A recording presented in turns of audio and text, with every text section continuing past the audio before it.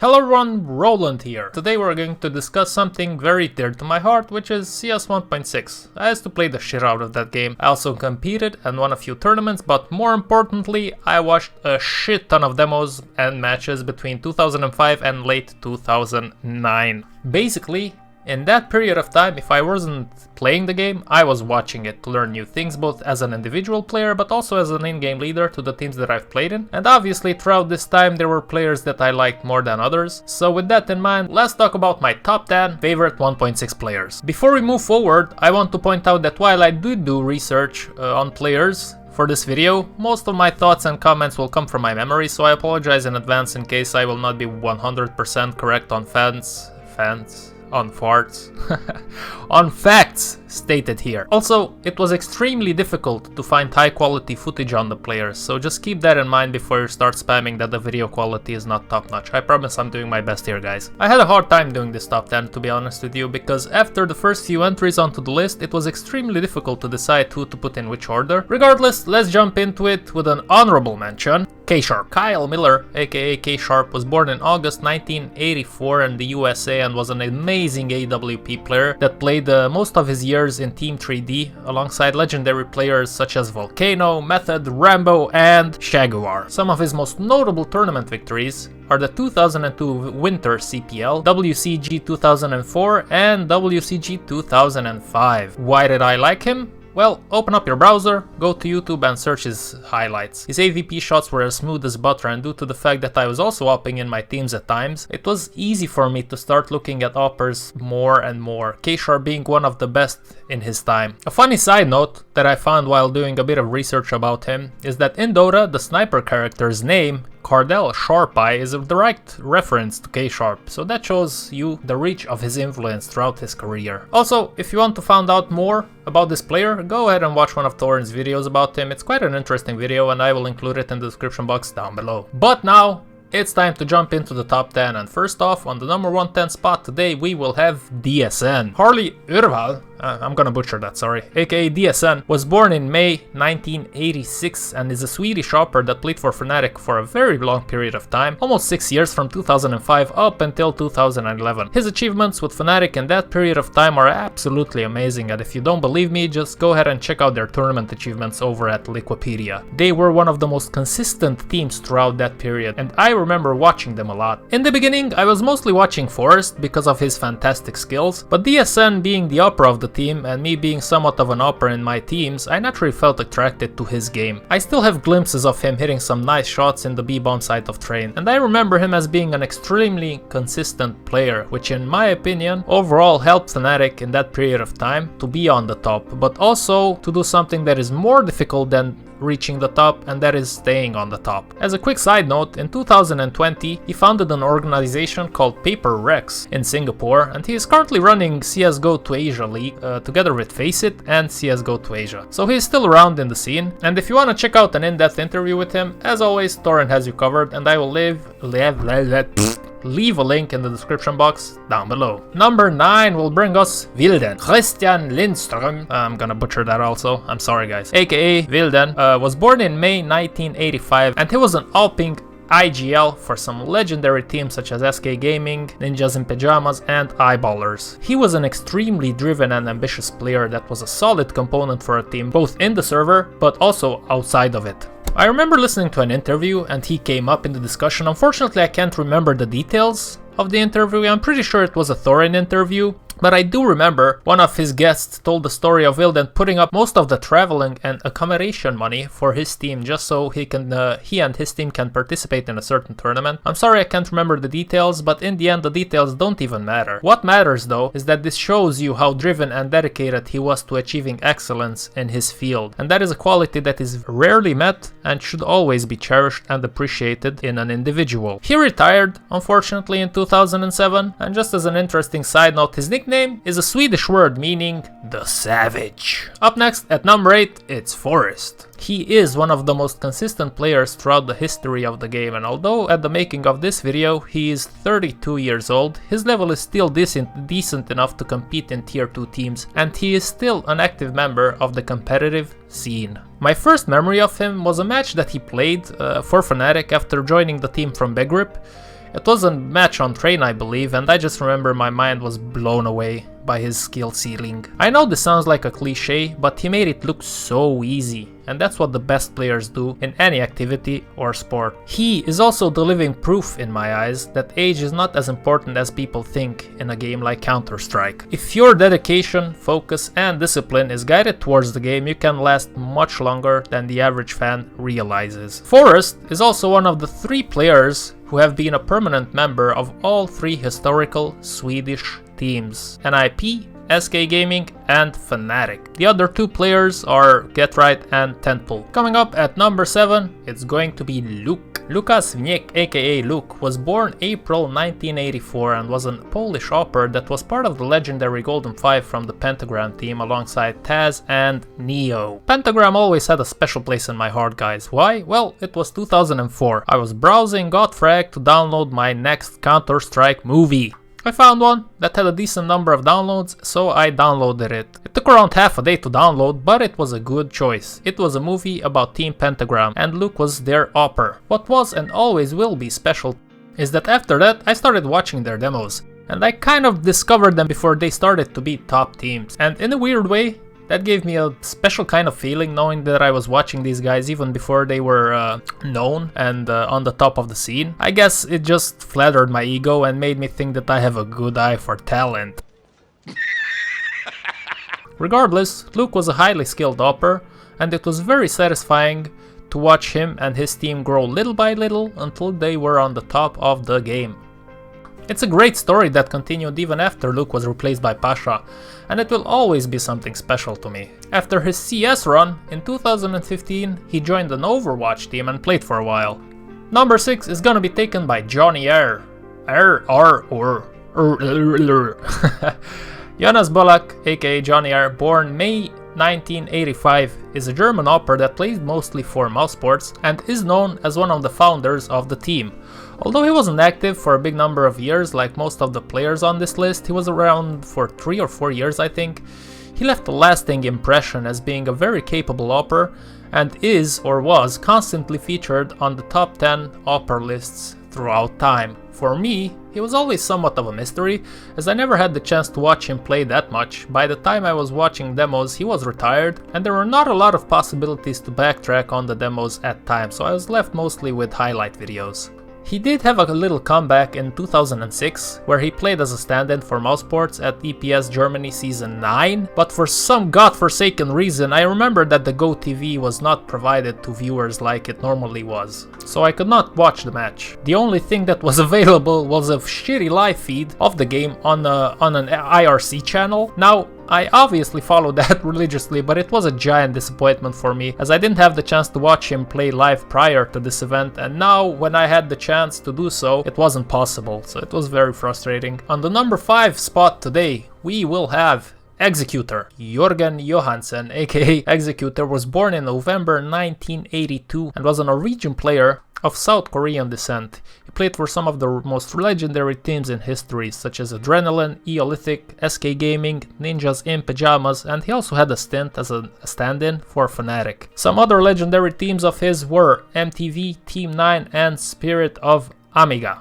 He was an in-game leader, no surprises there. I mean, I'm gonna take a moment here and say that most of my favorite players were either oppers or in-game leaders. I was an opping IGL back when I had my 1.6 team, so I was naturally attracted towards players with the same characteristics. And you know what? I'm gonna say it right here. IGLs 9 times out of 10 are the most competitive individuals on the server. Most of the players throughout time were not IGLs by choice, but it was something that they had to do in order to make the teams win. So they didn't care that after practice, when most of the team maybe goes home and relaxes, they have to stay behind and watch hundreds and hundreds of demos in order for their teams to get better. And in order for his teammate that maybe has an amazing game but has a peanut instead of a brain to understand what he must do in order for the team to succeed. I will always have a deep admiration for IGLs because they are the most hardworking individuals in a team, and most of the time they get shit on the most when people see them at the bottom of the scoreboard. This was especially valid back in the days that these guys played. because teams had no coaches, so most of the times IGLs were doing all the heavy lifting by themselves. There was no Zonic behind Glaive in that period of time, so IGLs really had to focus on what they were doing. Okay, rant over. Back to Executor. He was a very ambitious individual, similar to Wilden, and he played for a lot of teams that at the time I had a liking for.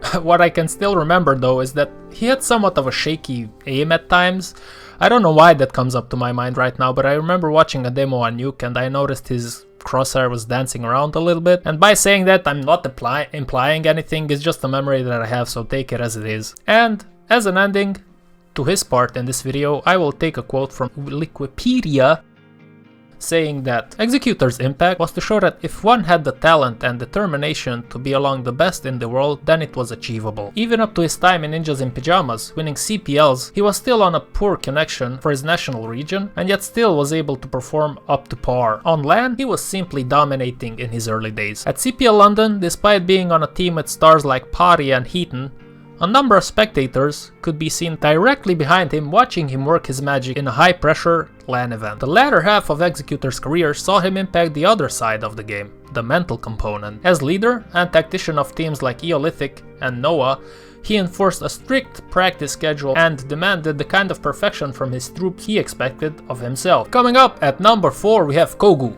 Rafael Camargo aka Kogu, born April 1985, it is the Brazilian Alping legend that in my opinion was the deciding factor in Made in Brazil becoming a legendary team in CS 1.6 and competing with the biggest names that the game had to offer at the time. Watching Kogu and his team play was a pure joy to me because basically up until let's say 2004-2005, Counter-Strike was mostly a Scandinavian affair dominated by the abundance of Swedish, Norwegian and later on Danish players. So when teams like Pentagram, Made in Brazil, the Russian Virtus Pro and the Spanish Existence started to poke the Scandinavian dragons, it was like a breath of fresh air. It was really a unique phenomenon, and unfortunately unless you've experienced it, it's hard to put in words how it felt for me personally. I think that the core of Made in Brazil was a solid one, but without Kogu the team would have not reached the highs that it did, in my humble opinion. I remember in 2006 I think, I can't remember the exact year, Kogu stopped playing CS for a while and he tried to pursue a career in football. Fortunately or unfortunately, depending on how you look at it, that didn't work out and he came back to the scene, and if memory serves me right, he recovered pretty quick and became the dominant force that he was before he left.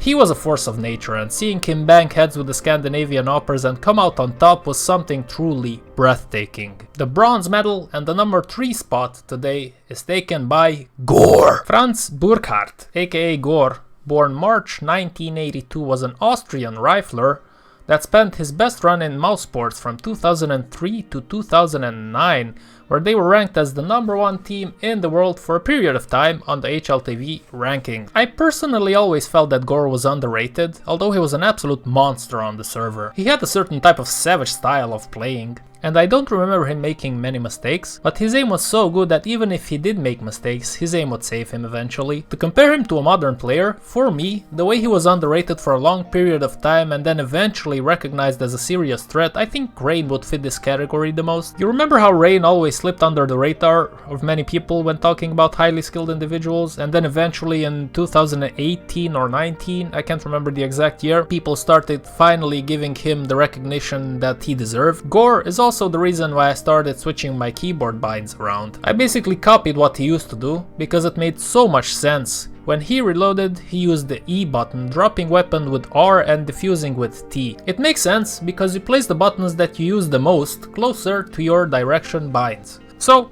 I've been doing that for the last 16 years. Number 2 on our list today is gonna be taken by Musamba. Nice one. Jonathan Torrent, aka Musamba. Why am I talking like this? I don't know. Was born in December 1986 and is another legendary opera that had his best run in existence. Remember what I said earlier about Kogu? About how he elevated the team and managed to poke the dragons? Well, all of that applies to Musamba. The difference between the two though, in my humble opinion, is that Kogu had better players around him than Musamba did. It's also true that Existence never did reach the heights that Made in Brazil did, but that being said, seeing a Spanish team come out of nowhere and be competitive with the big names of the scene at the time was exciting. I to this day remember the excitement that I felt when I knew Existence was in a tournament and I could see Musamba play against top tier opposition. Him and his team managed to reach heights that were never reached by Spanish CS before and never after. And that, to me, is a testament of how talented he was. Currently, he's the general manager of Mad Lions, so he's still around, fortunately, or maybe unfortunately, considering the decisions that Mad Lions made recently, but hey, that's besides the point. I absolutely loved watching him play, and he will be forever in my memory as one of the greatest AWPers of his time. And my favorite 1.6 player of all time is the one and only Neo. Filip Kupski, aka Neo, was born June 1987 and he is the best 1.6 player undoubtedly in my mind. At a very young age, he decided to set aside his differences with his local rival, aka Taz, and they decided to unite their forces and make history that will hardly be reached again by a Polish duo. His way of taking over games is absolutely amazing for me. It's hard to describe unless you've seen it with your own eyes, but to give you a somewhat modern comparison, imagine Simple in 2018 but more. They slowly but surely rose in the rankings and by 2004/2005 started competing against the best teams in the world, shortly after which they were actually beating them. This was unheard of before they arrived. As I previously mentioned, the Swedes were the absolute gods of the game, and to see a team from Poland rise, challenge and beat them was something truly spectacular. You couldn't help but ask yourself the following question: how? Well, the answer to that question was simple. It was Neo. He was the one and only, and he managed to crop his way, dropping Scandinavian heads left and right, winning tournaments when they shouldn't have done so, and making history with their performances. Even more admirable is that him and Taz continued their dynasty in the next version of the game, CSGO, and had a fair amount of success before finally fading away and focusing on growing some local talent currently in Poland. I still remember watching a demo of his on train, and the way he moved and danced on that map between the trains, on the stairs and underneath them really amazed me. I was no slouch myself when it came to movement in 1.6, but seeing him move around made me feel absolutely insignificant and made me want to stop playing, to be honest with you. And all of that looked so simple, so basic, but it wasn't, and he was doing it against top competition. Neo was voted Player of the Decade in the 2000s by HLTV users. He is one of the few players to ever win 3 WCG series. And as a last piece of trivia, guys, Neo and Taz formed the longest partnership across all versions of Counter-Strike, which spanned over 5,400 days in total. Their first period of alliance lasted 5,052 days, from April 2004 when they joined forces in Team Pentagram to February 2018 when Taz was benched from Virtus Pro. Later on, the duo played together for 38 more days, starting with Neo stepping in for RC in December 2019, until RC officially disbanded in January 2020. They then extended their partnership further when they reunited in AORUS on May 2020 till this day. Guys, I really hope you enjoyed this video. This was a trip down memory lane for me. I enjoyed making this video a lot. It brought up many nice memories from my childhood, from my younger teenage years. Time flies by, guys, and you gotta make the most of the years that are passing us by. Thank you very much for watching. I hope everybody's having a lovely day, lovely evening, lovely morning. Until next time, stay safe, stay clean, and stay strong, baby.